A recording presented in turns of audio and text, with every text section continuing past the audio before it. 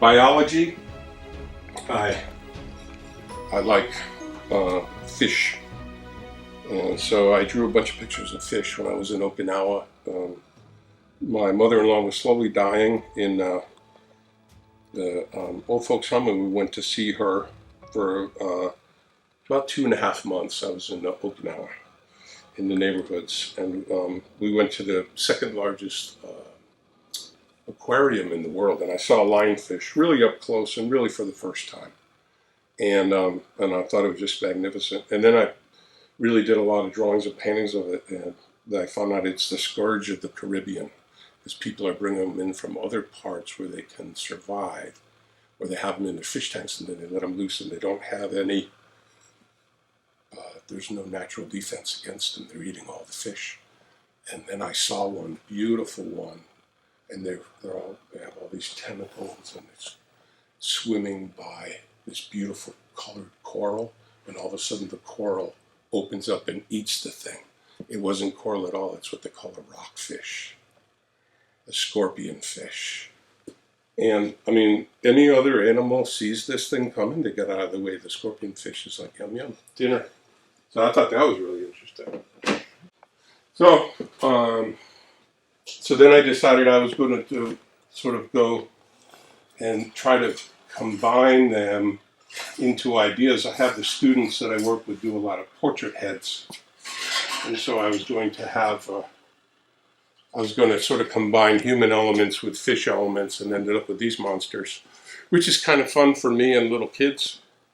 Not that third graders are little kids, but and sometimes it's just fun to express yourself. And like I said, I've been doing it a long time, so I could roll all these teeny tiny little snakes of clay and cut them into these little shapes about the size of a pencil eraser, but thinner and a little longer, and then stick those on there one by one. I guess because I like torturing myself. And then all these little details. But like I said, it's about timing. So if you do it when the clay is just soft enough, but just hard enough, so it's hard enough where you could take the pressure of pushing it on there, but it's soft enough so that that it will still stick. You can do that.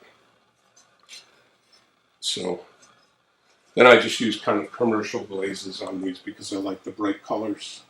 I have bright colors on some of my glazes, but they're not as. So that's the Earth. And then this one is the Moon. And you're like, well, how did you do that? Really sophisticated surface on the top. I took the end of my tool, and can you see in there? And I just jammed it in there, and it made these bumps on the outside.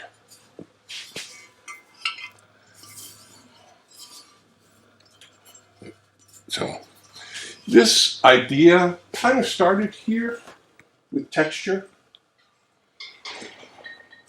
This idea of really enjoying texture as a formal element in art. And then I just still don't even remember how I got this texture. I know I was using the red with the orange, and the texture underneath is from my, from lines that I drew on there, but I was just sort of deep in the creation mode. I know that where this comes from, right? That's the other end of the tool on the outside. But I don't really remember a lot of it, which is kind of where it should be. You should just be creating and then take your lumps. I'm mainly a sculptor, I'm not a potter. So I make a lot of mistakes when it comes to functionality, but I make interesting things when it comes to sculpture. These are my, I was thinking that they would be hummingbird feeders, but I've heard some bad things about hummingbird feeders. Hummingbirds are very aggressive animals. This is where the biology part comes in again. No, I guess we never left with the fish, did we?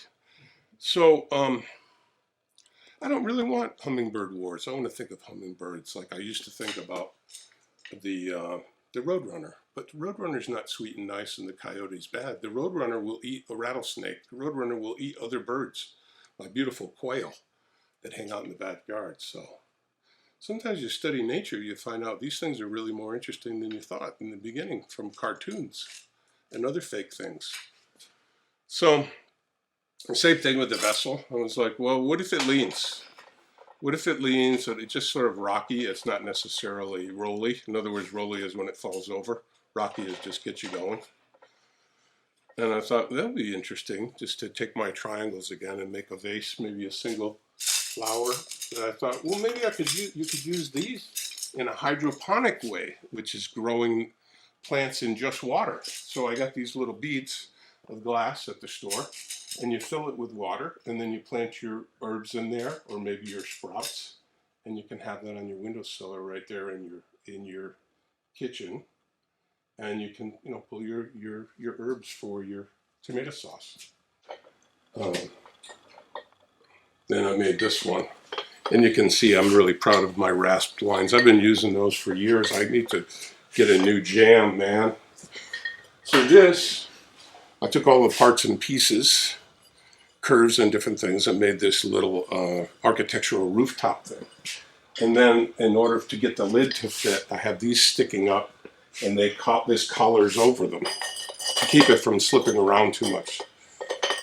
And then inside there, I've made all these little containers.